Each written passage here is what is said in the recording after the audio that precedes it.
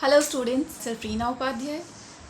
Here I am going to start the chapter 6 of life processes of science CBSE board. So have a look on the chapter introduction. What is the criteria to decide whether something is alive or not?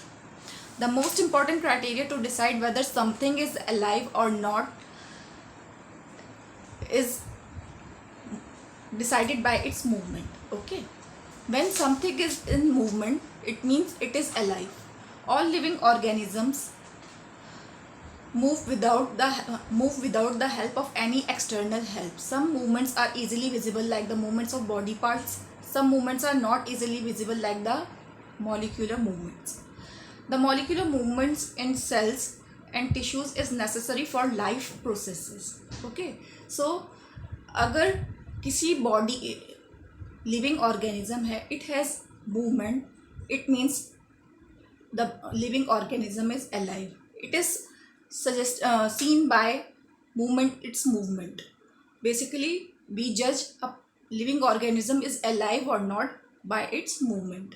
So the molecular movements in cells and tissues is necessary for all life processes. अगर एक life processes एक living organism में move present है and it's in a working stage and it is alive, it should have molecular movements in cells and tissues. You are aware of our basic unit of life is cell, and a group of cells together form tissues. Next is the life processes. So the basic introduction of this chapter include the life processes. What is life processes? The life processes are the basic processes in living organisms which are necessary for maintaining their life. The basic life processes are nutrition, respiration, transportation and excretion. तो जो life processes होती हैं बच्चों, it is basic processes in living organism. basic process कौन से होते हैं जो हमारी बॉडी में डेली होते हैं? वो कौन कौन से होते हैं? One is nutrition, respiration, transportation and excretion. Okay, so what is the brief explanation of nutrition? Nutrition, it is the process of taking food by an organism and its utilization by the body for life processes. What is respiration? Respiration is the process by which food is burned in the cells of the body with the help of oxygen to release energy. Okay, respiration, we all know what is breathing, but when it is included with the release of energy, it is termed as respiration. Next is transportation. The transportation जो होता है वो it is the process by which food, oxygen, water, waste products are carried from one part of the body to the other. And what is excretion? Excretion is the process by which waste products are removed from the body. Excretion क्या होता है? Excretion एक process होता है जिसमें जितना भी हमारा वेस्ट मटेरियल बॉडी में इकट्ठा होता है, आइदर इट इज लिक्विड और it is waste, it is moved out through the excretory system. We will take each and every topic in detail in the chapter life processes. I will not cover all the topics in one video. I will explain all the nutrition, respiration, transportation, excretion in parts. Why? Because you will not be able to understand the topic. Okay,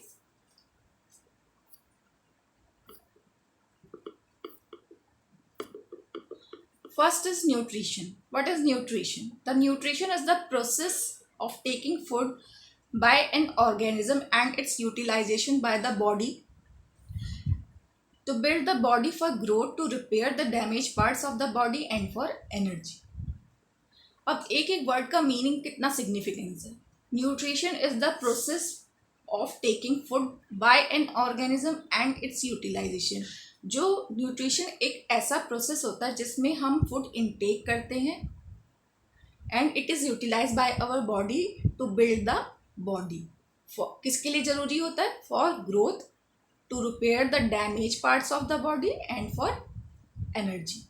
Okay, Life on Earth depends on carbon-based molecules, and most of the food are also carbon-based molecules. The outside raw materials used by living organisms are food, water, and air. The life on Earth, see, every line of this PPT is very important and very significant. The life on Earth depends on carbon-based molecules, and most of the food जो होता है, it is utilized. It is also are utilized in the form of carbon-based molecules. Why carbon-based molecules? Because carbohydrates, fats, they are present in the carbon-based molecules. The outside raw materials used by living organisms are food, water, and air. Okay, raw material means जो the food we intake and water, air, these are the raw materials which is intaken by the living organism. So what is the modes of nutrition. अब modes of nutrition क्या होते हैं? हमने पढ़ा कि nutrition होता क्या है बेसिकली. ठीक है, अब है modes of nutrition. Modes of nutrition का मतलब होता है बच्चों कि इट कैन बी ऑटोट्रॉफिक और हिट्रोट्रॉफिक. ओके, कि जो न्यूट्रिशन हम इनटेक कर रहे हैं वो कैसा है, कैसे बन रहा है और कौन बना रहा है और कौन इनटेक कर रहा है. ठीक है, first is autotrophic nutrition. It is a nutrition in which organisms prepare their own food from simple organic substances like carbon dioxide and water in the presence of sunlight and chlorophyll. Examples are green plants and some bacteria. So autotrophic nutrition में क्या होता है कि जो organisms होते हैं वो क्या करते हैं, they prepare their own food from simple inorganic substances. अब inorganic substances क्या होते हैं? Carbon dioxide and water. और किसकी प्रेजेंस में होता है? Sunlight. Okay, sunlight and chlorophyll. So all the green plants they prepare their own food with the help of photosynthesis, and it is termed as the autotrophic mode of nutrition. Next is heterotrophic mode of nutrition. And what is heterotrophic nutrition? It is the nutrition, ये वो nutrition होता है in which organism, जो organism का मतलब है living organisms, okay, they get their food directly और indirectly from plants. अब डायरेक्टली और इनडायरेक्टली में क्या डिफरेंस होता है? अब directly means if we take directly the plants as a food और we eat the herbivore animals. So indirectly is the herbivore animals that have taken the green plants, eaten the green plants, and these green herbivore plants जो हैं, herbivore animals जो हैं, ये क्या करते हैं? eaten by the heterotrophic organisms. So the form of nutrition is this type of nutrition is termed as the heterotrophic mode of nutrition. अब types of heterotrophic nutrition क्या होते हैं? अभी तक हमने समझा कि ऑटोट्रॉफिक न्यूट्रिशन क्या होता है, हेट्रोट्रॉफिक न्यूट्रिशन क्या होता है. अब हमें स्टडी करना है what are the types of nutrition. Okay, अब टाइप्स ऑफ न्यूट्रिशन में हम स्टडी करेंगे. There are 3 main types of heterotrophic nutrition. They are saprophytic, parasitic and holozoic nutrition. ठीक है, हम एक एक टर्म को डिटेल में पढ़ेंगे कि सैप्रोफिटिक न्यूट्रिशन क्या होता है, पैरासिटिक न्यूट्रिशन क्या होता है और होलोजोइक न्यूट्रिशन क्या होता है. Okay, first is saprophytic nutrition. The saprophytic nutrition is nutrition in which organism they get their food from dead and decaying organism. They break down the food material outside their body and then absorb it. Example, mushroom, bread mold, yeast, some bacteria, etc. तो जो saprophytic nutrition होता है उसमें क्या होता है कि जो ऑर्गेनिज्म होता है वो क्या करता है कि जो फूड होता है वो कहाँ से लेता है? डेड और डिके ऑर्गेनिज्म. अब डेड और डिके ऑर्गेनिज्म क्या होते हैं? वो प्लांट्स भी हो सकते हैं और एनिमल्स भी हो सकते हैं. फिर क्या करते हैं कि they break down the food material outside their body. अब क्या होता है, जो माइक्रो ऑर्गेनिज्म होते हैं ये डेड प्लांट्स और एनिमल्स को के ऊपर आउटसाइड द बॉडी एक्ट करके उन्हें डाइजेस्ट कर देते हैं एंड देन एब्जॉर्ब इट. और फिर वो से क्या करते हैं? एब्जॉर्ब कर लेते हैं. इसके एग्जांपल्स क्या है? Mushroom, bread mould, yeast, some bacteria. आपने फिगर देख रखी है.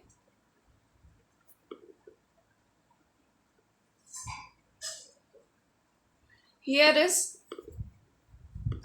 मशरूम कैसा है, सैप्रोफिटिक न्यूट्रिशन लेता है, ठीक है। नेक्स्ट है पैरासिटिक न्यूट्रिशन। अब पैरासिटिक न्यूट्रिशन क्या होता है बच्चों, it is the nutrition in which organisms जो होते हैं they get their food from the living organism. इसमें क्या होता है, जो ऑर्गेनिजम्स होते हैं वो अपना खाना कहाँ से लेते हैं, from the living organisms host without killing them. उस होस्ट को वो मारते नहीं हैं, वो उससे न्यूट्रिशन लेते हैं और अपना सर्वाइवल करते हैं। तो इसकी एग्जांपल है cuscuta. What is cuscuta? Orchids, ticks, lice, leeches, roundworm, tapeworm and plasmodium etcetera. इसमें जो एग्जाम्पल दे रखा है वो पैरासिटिक प्लांट का दे रखा है। Okay, so it is the example of Cuscuta. Okay, this is Cuscuta which represent the parasitic nutrition. अब इसमें क्या होता है कि ये जो प्लांट होता है वो दूसरे होस्ट ऑर्गेनिज्म पे सरवाइव करता है for the intake of nutrition. ये क्या करता है कि ये उसको किल नहीं करता, बस उससे अटैच होके न्यूट्रिशन गेन करता है फॉर इट सर्वाइवल। नेक्स्ट है होलोजोइक मोड ऑफ न्यूट्रिशन। अब होलोजोइक मोड ऑफ न्यूट्रिशन क्या होता है? अभी तक हमें समझ में आ चुका है कि सैप्रोफिटिक न्यूट्रिशन क्या होता है, पैरासिटिक न्यूट्रिशन क्या होता है, होलोजोइक न्यूट्रिशन क्या होता है। It is the nutrition in which organisms take food directly and then digest and absorb it. अब इसमें क्या होता है, we human beings what we do, we take the food directly from to our mouths. Humans, fishes, birds, paramecium, amoeba, what they do, ये क्या करते हैं, they take the food directly through their mouth and digest and absorb it inside their body, not outside. Outside कौन करता है? Tell me. Saprophytic nutrition. Okay. Parasitic क्या करता है? It take nutrition from the host. But in case of holozoic nutrition, it digests the food inside its body and absorb it. Okay. इसके examples हमने जाने क्या होते हैं, amoeba, paramecium, birds, fish.